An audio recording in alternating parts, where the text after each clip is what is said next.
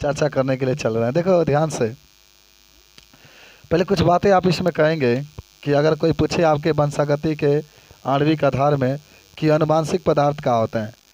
अनुवांशिक याद किया, अनुवांशिक पदार्थ जब भी बात करेगा आपके अनुवांशिक पदार्थ, तो आपको एकदम आराम से बताना है। क्या बताना है?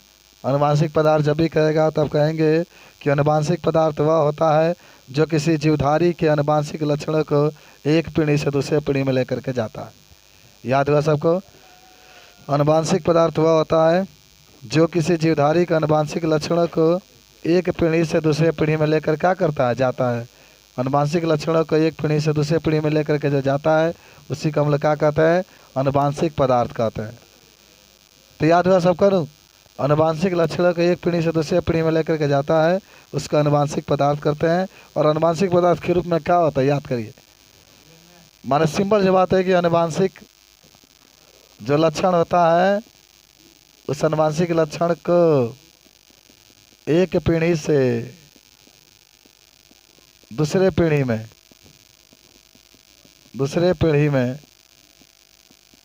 जो लेकर जाता है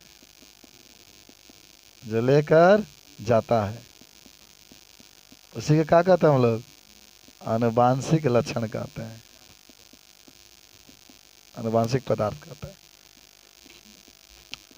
अच्छा, याद है उदाहरण में क्या कह सकते हैं आप? डीएनए। अनुवांशिक पदार्थ का सबसे प्यारा उदाहरण है डीएनए। इसका नाम क्या है? डीएनए। जो डीएनए जिसका पूरा नाम डीऑक्सीराइबोज न्यूक्लिक एसिड होता है। अब देखो नेक्स्ट दूसरा जो बात होगा उसका नाम होता है प्रोकैरियोटिक कोशिका में अनुवांशिक पदार्थ। प्रोकैरियोटिक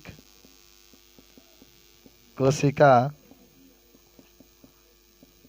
में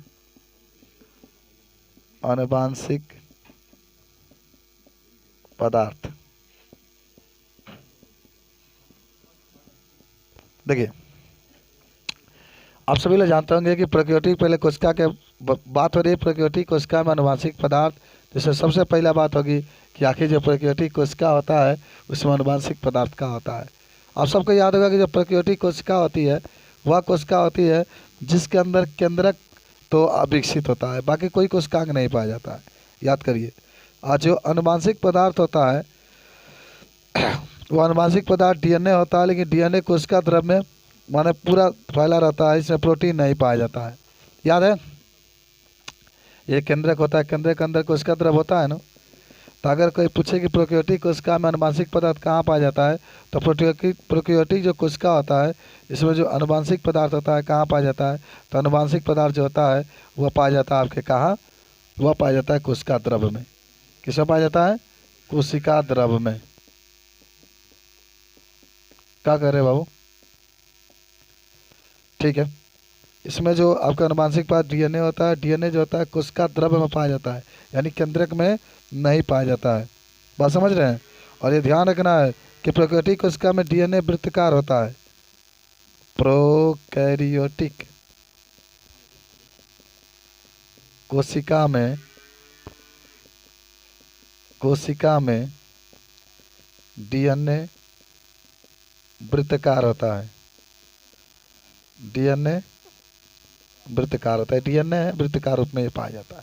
तो पहले तो जानो, एक नंबर का क्वेश्चन आपसे पूछा जाता है कि जो प्रोकैरियोटिक कोशिका होती हैं उसमें डीएनए कहाँ पाया जाता है, तो आप सब लोग याद रखेंगे प्रोकैरियोटिक कोशिका में जो डीएनए होता है वो कोशिका द्रव में पाया जाता है। प्रोकैरियोटिक कोशिका में जो डीएनए होता है वो कहाँ? कोशिका द्रव में पाया जाता है। और किस तरीके से होता है? डीएनए वृत्ताकार होता है। माने एकदम याद कर लेना है कि कोशिका द्रव में डीएनए पाया जाता है और ये जो डीएनए होता है वृत्ताकार होता है। और आपको याद होगा प्रोकैरियोटिक कोशिका वह कोशिका होती है जिसमें कोई कोशिकांग नहीं पाया जाता है। माने विशेष प्रकार की जो कोशिकांग होती है वो क्या होते हैं? नहीं पाया जाता है। तो ये बात आप जाने। तीसरा आज का हेडिंग ये हो रहा है कि यूकैरियोटिक। देखो सब लोग बहुत ध्यान से पढ़ेंगे। यूकैरियोटिक बहुत महत्वपूर्ण पाठ भी आपका है। यूकैरियोटिक कोशिका में अनुवांशिक पदार्थ। अच्छा, मनुष्य कौन सा है बताओ? मनुष्य प्रोकैरियोटिक है कि यूकैरियोटिक है? यूकैरियोटिक है। लाखों करोड़ों कोशिकाओं से मिलकर हमारा शरीर बना है। जो मनुष्य है या जो भी जंतु आप देखते हैं वो लाखों करोड़ों कोशिकाओं से मिलकर क्या होते हैं, बने होते हैं। आज जिसमें सभी प्रकार के कोशिकांग पाए जाते हैं, जिसमें सभी प्रकार के माइटोकॉन्ड्रिया पाया जाता है, जिसके अंदर आपके जो होते हैं राइबोसोम्स पाए जाते हैं, जिसके अंदर जो होते हैं आपके सभी प्रकार के कोशिकांग क्या होते हैं, पाए जाते हैं। तो उसी को हम लोग क्या कहते हैं, हाँ तो उसी को हम लोग क्या कहते हैं, कोशिकांग। तो वो आएगी तो कहते हैं मोबाइल लेते जाएगी। तो चलिए आगे बढ़ते हैं हम लोग। तो यूकेरियोटिक कोशिका में आनुवांशिक पदार्थ के रूप में क्या पाया जाता है, सबको याद है। तो यूकेरियोटिक कोशिका में आनुवांशिक पदार्थ के रूप में जो होते हैं, जो भी पाए जाते हैं, मन क्या पाए जाते हैं, तो आप सबको याद होगा कि आनुवांशिक पदार्थ के रूप में डीएनए ही उपस्थित होता है। लेकिन ये यूकेरियोटिक कोशिका है, इसके अंदर केंद्रक है, और केंद्रक के अंदर कौन उपस्थित होता है, डीएनए। क्या उपस्थित होता है, डीएनए केंद्रक में। ये यूकेरियोटिक कोशिका की संरचना है, ठीक है। यूकेरियोटिक कोशिका में डीएनए कहाँ पाया जाता है, केंद्रक में पाया जाता है, केंद्रक में पाया जाता है, केंद्रक में पाया जाता है। सब लोग याद रखो, बहुत प्यारा सा टॉपिक है कि अगर कोई पूछे कि यूकेरियोटिक जो कोशिका होती है उसमें डीएनए कहाँ पाया जाता है, प्रोकैरियोटिक कोशिका में, तो आप कहेंगे प्रोकैरियोटिक कोशिका में डीएनए कोशिका द्रव्य में पाया जाता है, और यूकेरियोटिक कोशिका में जो डीएनए होता है उसके केंद्रक में पाया जाता है। याद रखना है, केंद्रक में पाया जाता है। और डीएनए के साथ हिस्टोन प्रोटीन भी पाया जाता है। यानी यूकेरियोटिक में जो डीएनए है इसमें एक प्रोटीन पाया जाता है, इसमें प्रोटीन नहीं पाया जाता है। प्रोकैरियोटिक में जो केंद्रक डीएनए पाया जाता है इसमें प्रोटीन नहीं होता है, लेकिन यूकेरियोटिक में हिस्टोन प्रोटीन भी उपस्थित होता है। हिस्टोन प्रोटीन भी आपके यूकेरियोटिक कोशिका में उपस्थित होता है। अब उसी के अंदर देखो डीएनए के जो कण होते हैं ना, डीएनए इसकी लंबाई कितनी होती है, 2.2 मीटर। डीएनए का जो लंबाई होता है 2.2, देखो यहाँ से लेकर के यहाँ तक, जहाँ मेरी कॉपी है, जहाँ हाथ है, ये जो आप देख रहे हैं ये 1 मीटर हुआ, 1 मीटर। इतना एक और जोड़ देंगे 2 मीटर, तब आपके लगभग 20 सेंटीमीटर और जोड़ देंगे तो लगभग वो आपका हो जाएगा 2.2 मीटर। तो पहले ही जान जाओ कि यूकेरियोटिक कोशिका में जो डीएनए होता है इसके केंद्रक में पाया जाता है, और डीएनए के साथ एक प्रोटीन भी उपस्थित होता है जिसका नाम होता है हिस्टोन प्रोटीन। बात समझे। अच्छा, यूकेरियोटिक कोशिका में गुणसूत्र, माइटोकॉन्ड्रिया तथा केंद्रक पाए जाते हैं, सब उपस्थित होते हैं। मैंने कहा था माइटोकॉन्ड्रिया पाया जाता है, गुणसूत्र भी पाया जाता है, कोशिकांग होते हैं सब। और यूकेरियोटिक कोशिकाओं में डीएनए रेखीय पाया जाता है। डीएनए कैसा पाया जाता है, रेखीय। रेखीय का मतलब इस रेखा के रूप में डीएनए आपका पाया जाता है। इसमें कैसा पाया जाता है, वृत्ताकार, वृत्ताकार कह रहे थे, और इसमें क्या होता है, रेखीय। सब लोग याद रखेंगे। देखिए 1 नंबर का क्वेश्चन यहाँ पर बनता है कि जो यूकेरियोटिक कोशिका होती है उसमें डीएनए कैसा पाया जाता है, तो रेखीय पाया जाता है। और जो प्रोकैरियोटिक होता है उसमें डीएनए कैसा पाया जाता है, वृत्ताकार पाया जाता है। और जो प्रोकैरियोटिक कोशिका होती है उसमें डीएनए के साथ कोई प्रोटीन नहीं पाया जाता है, लेकिन जो यूकेरियोटिक कोशिका होती है उसमें डीएनए के साथ क्या होता है, हिस्टोन प्रोटीन उपस्थित होता है। हालांकि जो प्रोकैरियोटिक कोशिका होती है उसमें जो डीएनए पाया जाता है कोशिका द्रव्य में पाया जाता है, और जो यूकेरियोटिक कोशिका होती है उसमें जो डीएनए होता है उसके केंद्रक में पाया जाता है। सब याद आना चाहिए कि जो यूकेरियोटिक कोशिका होती है उसमें डीएनए उसके केंद्रक में पाया जाता है, प्रोकैरियोटिक जो कोशिका होती है उसमें डीएनए उसके कोशिका द्रव्य में पाया जाता है। ठीक है, चलिए आप न्यूक्लिक अम्ल सब लोग पढ़ चुके हैं, पढ़ाने की जरूरत नहीं है। न्यूक्लिक अम्ल जो होता है केंद्रक में पाया जाता है। ये जो न्यूक्लिक अम्ल होता है न्यूक्लियोसाइड से मिलकर के बना होता है, और न्यूक्लिक अम्ल का खोज फ्रेडरिक माइसर ने किया था। मछली के जो शुक्राणु से ना न्यूक्लिक अम्ल का खोज हुआ था। बाद में डीएनए का नाम अल्टमान नामक वैज्ञानिक ने दिया था। थोड़ा सा मिटा देखा, इसको सब लोग समझते रहना, थोड़ा सा बातें परिचय करते हम लोग चल रहे हैं। मिटा दे इसको सब। देखिए तो जो बातें हो रही है उसका नाम है न्यूक्लिक अम्ल की बातें हो रही है, और आप न्यूक्लिक अम्ल के बारे में जब बातें करेंगे तो इसको बताने का पूरा प्रयास करेंगे आप कि आखिर जो न्यूक्लिक अम्ल है वह क्या है और वह कैसा होता है। ठीक है, आइए।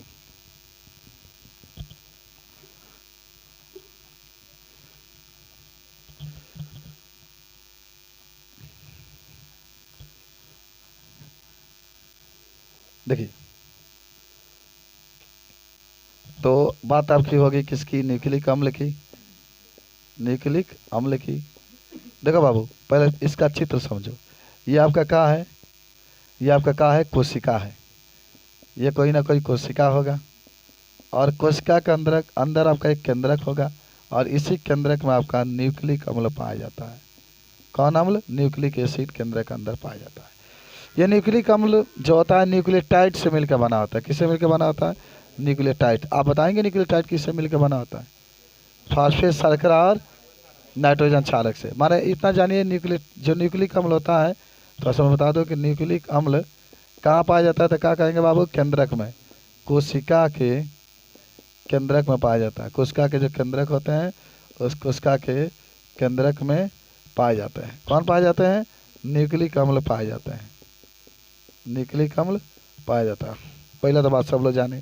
दूसरा का ये बात जानिए आप कि न्यूक्लिक अम्ल किससे मिलकर बना होता है बाबू? न्यूक्लियोटाइड से। न्यूक्लियोटाइड से मिलकर के, न्यूक्लियोटाइड से मिलकर बना होता है, से मिलकर बना होता है। पहला बात, न्यूक्लियोटाइड से मिलकर के बना होता है। सब लोग को आपको बताना एकदम अनिवार्य है। थोड़ा सा मैं बता देता हूँ कि कोई पूछते कि न्यूक्लियोटाइड किससे मिलकर बना है। न्यूक्लियोटाइड किससे मिलकर बना है तो आपको याद होगा, शर्करा प्लस फास्फेट प्लस नाइट्रोजन क्षारक, इतना आपके उपस्थित है। शर्करा प्लस फास्फेट प्लस नाइट्रोजन क्षारक, इतने आपके उपस्थित होते हैं और ये सब मिल करके क्या बनाते हैं? याद है आपको? क्या बनाते हैं? हाँ, न्यूक्लियोटाइड बनाते हैं। अब बात होती है न्यूक्लिक अम्ल के प्रकार। तो आप सबको मालूम है न्यूक्लिक अम्ल बताओ कितने प्रकार के होते हैं? 2 प्रकार के। देखिए, सब आपको मौजबानी याद होना चाहिए। जितना भी आप इसमें समय देंगे, इस न्यूक्लिक अम्ल के प्रकार के जब बात करेंगे तो न्यूक्लिक अम्ल कितने प्रकार के? 2 प्रकार के। एक डीएनए होता है और एक आरएनए होता है। धड़ आप देखिए, पहले ही देखिए डीएनए आरएनए, इसका पूरा नाम क्या होता है? Deoxy ribose nucleic acid. Deoxy, या कितने लोग डी भी कहते हैं, deoxy ribose nucleic acid, ribose nucleic acid. देखो, ये आपके क्या होता है? आनुवांशिक होता है डीएनए। आरएनए आनुवांशिक नहीं होता है। डीएनए जो होता है द्विकुंडली होता है, आरएनए एक कुंडली होता है। डीएनए आपके जो होते हैं, डीएनए में नाइट्रोजन क्षारक एडेनिन, ग्वानिन, साइटोसिन, थाइमिन होते हैं और आरएनए में एडेनिन, ग्वानिन, साइटोसिन, यूरासिल होते हैं। और डीएनए जो होता है इसमें हाइड्रोजन बंध पाए जाते हैं, आरएनए में हाइड्रोजन बंध नहीं पाए जाते हैं। डीएनए लगभग सभी जीवधारियों में आनुवांशिक होते हैं। आरएनए केवल जीवाणु में क्या होता है? आनुवांशिक होता है। बाकी सब में के अंदर जो होते हैं पाया तो जाता है, लेकिन प्रोटीन संश्लेषण का क्या करता है? कार्य करता है। बोलो, कोई दिक्कत है? चलिए, अब आपको आगे सब जान चुके हैं कि ए के साथ, माने एडेनिन जो नाइट्रोजन क्षारक होते हैं कितने होते हैं? Adenine, guanine, thymine, cytosine. और आपको याद होगा कि ए के साथ डबल बॉन्ड के साथ हमेशा टी जुड़ा होता है। ए के साथ क्या जुड़ा है? टी। किसके साथ? डबल बॉन्ड के साथ। जी के साथ क्या जुड़ा होता है? सी। किसके साथ? ट्रिपल बॉन्ड के साथ। टी के साथ क्या जुड़ा होता है? ए, डबल बॉन्ड के साथ। और सी के साथ क्या जुड़ा है? जी। ए का है? एडेनिन। टी का है? थाइमिन। जी का है? ग्वानिन। सी का है? साइटोसिन। टी का है? थाइमिन। ए का है? एडेनिन। सी आपका साइटोसिन। जी। अच्छा, सी और जी एक जैसा है।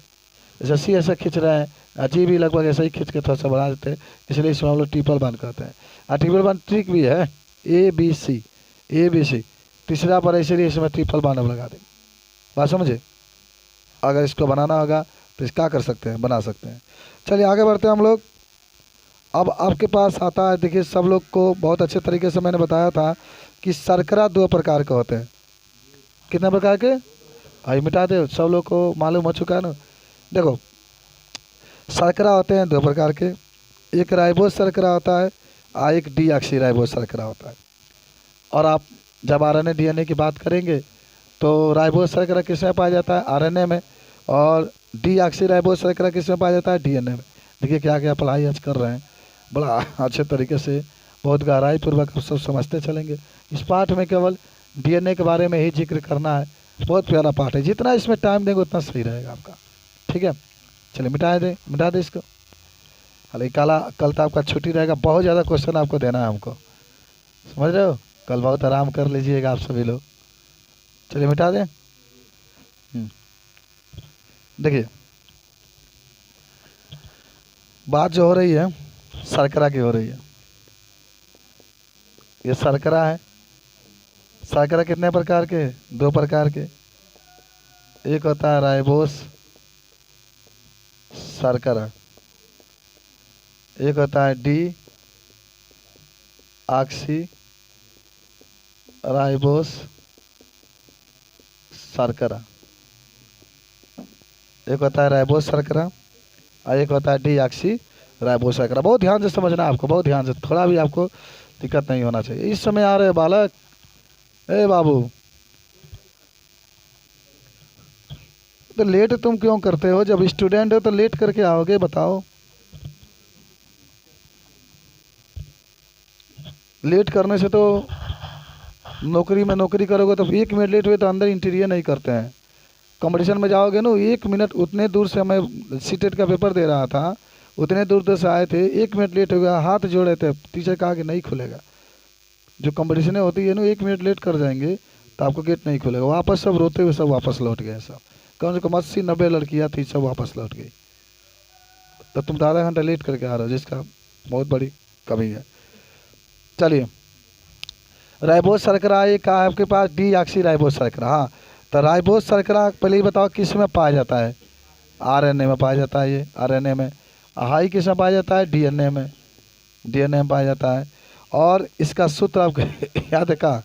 जो राइबोस शर्करा है, इसका सूत्र सुनो, C5H10O5। ठीक है।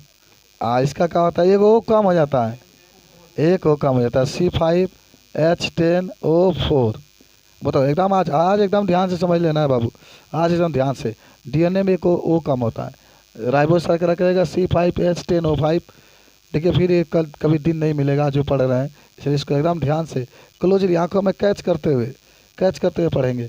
तो राइबोस शर्करा का सूत्र होता है C5H10O5 और डीएनए का होता है C5H10O4। एक वो कम कर दे, खाली एब्सेंट रहती है। चलो, आरएनए में पाया जाता है। अब इसको बना कर देख लेते हैं हम लोग, खूब बढ़िया से बनाते बनाए हम लोग इसको। बताओ, चित्र बनाए। ओ एक यहाँ पर लगता है। देखो, बच्चे जो पढ़ने वाले होते हैं ना, उनको अपने धार्मिक रीति रिवाज पर ज़्यादा ध्यान नहीं देना चाहिए। बात समझ रहे हो? ओ एच है, यहाँ पर एच होता है, फिर यहाँ पर आपके ओ एच होता है, फिर यहाँ पर आपका ओ एच होता है, फिर यहाँ पर एच, और फिर यहाँ पर CH2OH। 1 2 3 4 हो गया, एक 5 हो गया। 1 2 3 4 5, 5 1 6 और 6 2 8। अरे भैया छूटा है हमको लगता है, छोड़ दिएगा जी। 9, एक होता है 10। हाइड्रोजन नहीं बनाइए, आधा अधूरा काम करती है। ये आपके पास रहा संरचना में, देख रहे हैं ना। अगर कोई आपके पूछे कि यार देखो, पहले 5 गो बान होता, 1 माने 1 और देख 2 3 4 है, या वो जनबा ऊपर आ जाएगा। तो ये आपकी संरचना किसकी हो गई? C5, माने इसको हम लोग कहते हैं राइबोस शर्करा। इसको हम लोग क्या कहेंगे? राइबोस शर्करा। बात समझे? एक आपका होता है जिसका नाम होता है डी ऑक्सी राइबोस शर्करा। टोटल वही कहानियाँ रहेंगी, लेकिन दूसरा कार्बन में के जो आप वो देख रहे हैं उसको हटा देंगे, बाकी सारा कहानियाँ वही रहेगी। हैंगा बना लीजिए, सब लोग याद रखेंगे ना। 1 कार्बन, 2 कार्बन, 3 कार्बन, 4 कार्बन। इनमें तो एच है, एच वैसे ही रखो, इसमें एच वैसे ही रखो। चलो भैया, एक ये वो यहाँ से हट जाएगा, दूसरा कार्बन से एक होकर क्या कर देंगे? हटा देंगे, बाकी सब वही रखेंगे। ओ एच रख लो, एच रख लो, एच रख लो, और ऊपर आपका CH2OH रख लो। तो किसकी संरचना हो गई? इस संरचना हो गई डी ऑक्सी राइबोस शर्करा की। डी ऑक्सी राइबोस शर्करा में एक आपके पास ओ का होता है, कम होता है, देख रहे हैं। एक ओ, दूसरा नंबर कार्बन पर एक ओ कम होगा, इसमें एक ओ अधिक रहता है ना, C5H10O। 1 2 3 4 5 आपका है, देख लो ध्यान से। जब भी इसकी बातें होगी आप जरूर इसको याद रखेंगे। चलें, तो याद रखना है, राइबोज शर्करा की भी बात करेगा, डीऑक्सी राइबोज शर्करा की बात करता है, दोनों की जब बात करता है तो तुरंत आपको बताने का पूरा प्रयास करना चाहिए कि अगर आपसे कोई पूछे तो तुरंत आप इसको क्या कर सकते हैं, बता सकते हैं। राइबोज शर्करा जो होता है आरएनए में पाया जाता है, डीऑक्सी राइबोज शर्करा डीएनए में पाया जाता है। राइबोज शर्करा का संरचना एकदम आखिर में कैच कर लो आज। ये आपके पास C5 है तो 1 2 3 4 ऊपर एक 5 रहेगा, 5 हुए तो एक इसके साथ इसके साथ इसके साथ और इसके साथ आपका होगा 4 सबका कंप्लीट होना चाहिए। 1 2 का बॉन्ड है, 1 3 1 4, इसके बाद भी 1 2 3 4 हो जाएगा, 1 2 3 4 हो गया है, 1 2 3 4 हो गया है, सबका 4 बॉन्ड पूरा होना चाहिए। इससे आपका इसी रहता है कि ये आपका आरएनए में जो शर्करा पाया जाता है उसका, इसमें एक ऑक्सीजन आपके कम होता है जो डीऑक्सी राइबोज शर्करा में पाया जाता है। आइए आगे बढ़ते हैं। अच्छा, न्यूक्लिक अम्ल किससे मिलकर बने होते हैं? अभी आपने बताया है न्यूक्लिक अम्ल किससे मिलकर बने होते हैं? न्यूक्लियोटाइड से। और न्यूक्लियोटाइड किससे मिलकर बने होते हैं? आरएनए, डीएनए और शर्करा से। मानो वही शर्करा, फास्फेट समूह और नाइट्रोजन क्षारक से, तो उसी में तो होते हैं ना तीनों। मिटा दे इसको। तो सुनो एकदम, देखो बहुत ही माने एक तरीके से कहोगे कंजेस्टेड है, ये पूरा केमिस्ट्री है, पूरा केमिस्ट्री है बाबू। अब आते हैं न्यूक्लियोटाइड।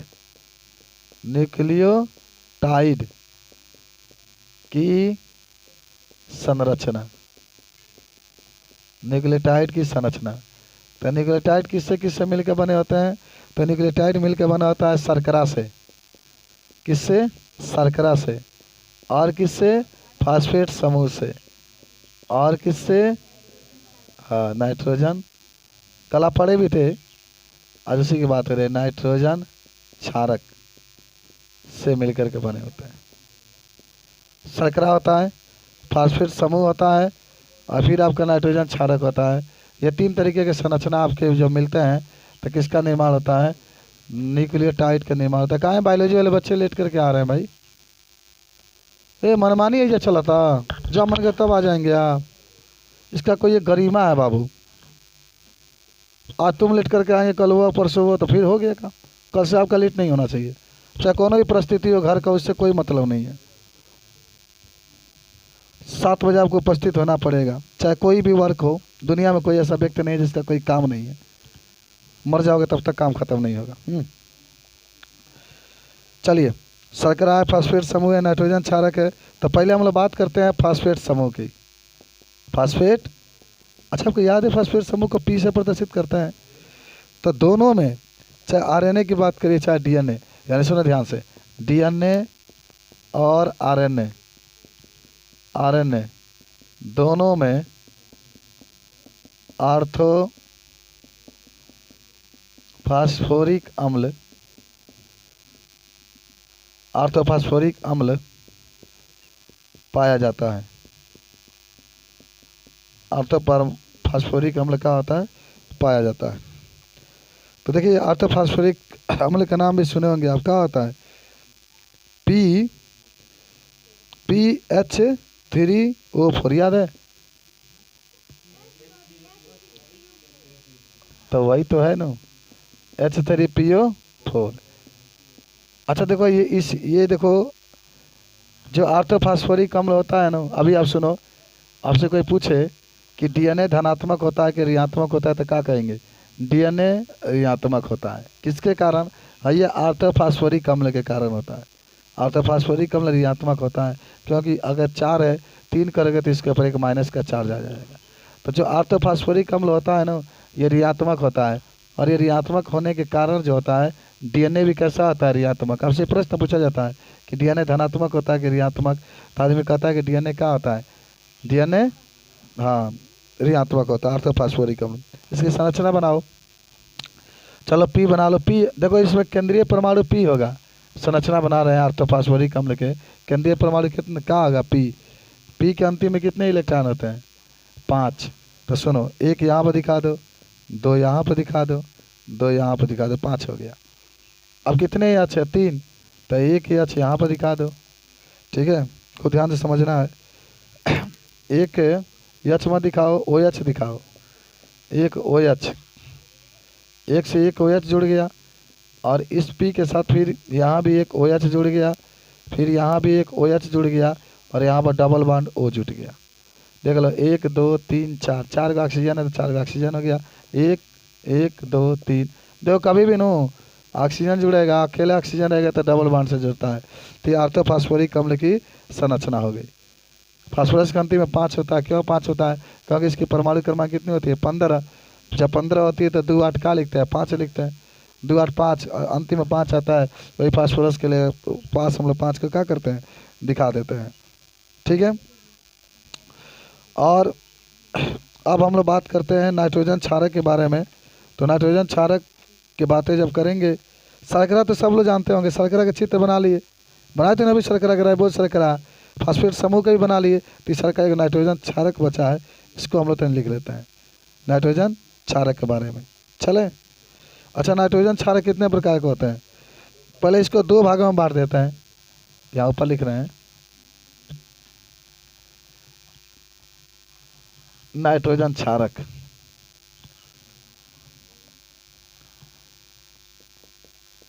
नाइट्रोजन क्षारक हम इसको 2 भागों में बांट देते हैं। एक होता है प्यूरिन, प्यूरिन। एक होता है आपका पिरिमिडीन, पिरिमिडीन, पिरिमिडीन। अब देखो प्यूरिन जो बनता है ना, 2 नाइट्रोजन होते हैं प्लस 4 कार्बन आपके रहते हैं। पिरिमिडीन जो होता है इसमें क्या होता है? 2 नाइट्रोजन। हाँ, ये भी उतना ही बनता है। तो इसमें तो नाइट्रोजन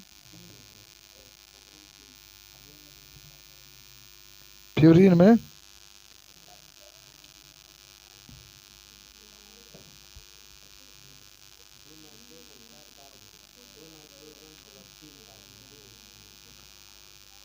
अच्छा, इसकी संरचना पहले बना रहे तब बताओ, मिटाते हैं।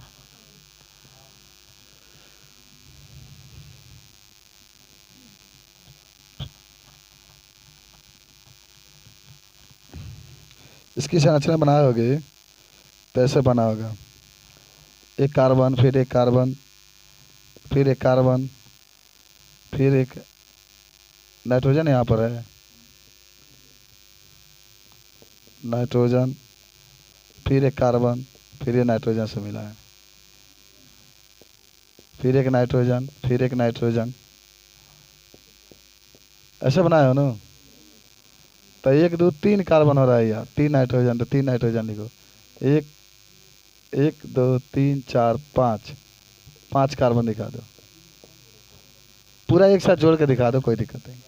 और नहीं तो सुनो, 2 नाइट्रोजन पहले है इसके लिए, एक यहाँ पर, एक यहाँ पर, प्लस 4 कार्बन इसके लिए, और फिर आगे आपके 2 नाइट्रोजन प्लस 1 कार्बन इसके लिए। 1 2 3, हाँ 3। अगर उसको लगे तो 3 कार्बन कर लो। हाँ तो ठीक है, ये बहुत सिंपल समझ है। यान हो गया, एक सी, फिर एक सी, फिर एक यान, फिर एक सी, फिर आप बना देंगे। देखो इसका नाम होता है प्यूरिन, और इसका नाम क्या है? Pyrimidine, pyrimidine. और देखो अब इसमें प्यूरिन में कौन कौन नाइट्रोजन क्षारक आते हैं? तो एक आता है एडिनिन, एडिनिन जिसको ए से प्रदर्शित करते ही आ जाता है। एक होता है ग्वानिन, जिसको आप जी से प्रदर्शित करते ही आ जाता है। आई में 3 को आ जाते हैं। थाइमिन भी आ जाता है इसमें, जिसको आप टी से प्रदर्शित करते हैं। यूरेसिल भी आ जाता है, और साइटोसिन भी आ जाता है, साइटोसिन भी आ जाता है। देखो सबसे मुख्य बात आपका ये जानकारी होना चाहिए कि जो नाइट्रोजन क्षारक होता है, हालांकि इसकी संख्या 5 होती है, देख रहे हो 1 2 3 4 5, लेकिन प्यूरिन छोटा है तो इसलिए इसमें 2 ही आता है, एक एडिनिन है, एक ग्वानिन है। और जो पिरिमिडीन होता है उसमें एक, देख रहे हो 1 2 3 इसमें उपस्थित होते हैं पिरिमिडीन में। पिरिमिडीन में 1 2 3 आपके उपस्थित, पी लो तो इस तरीके से बता सकते हैं। बता दोगे?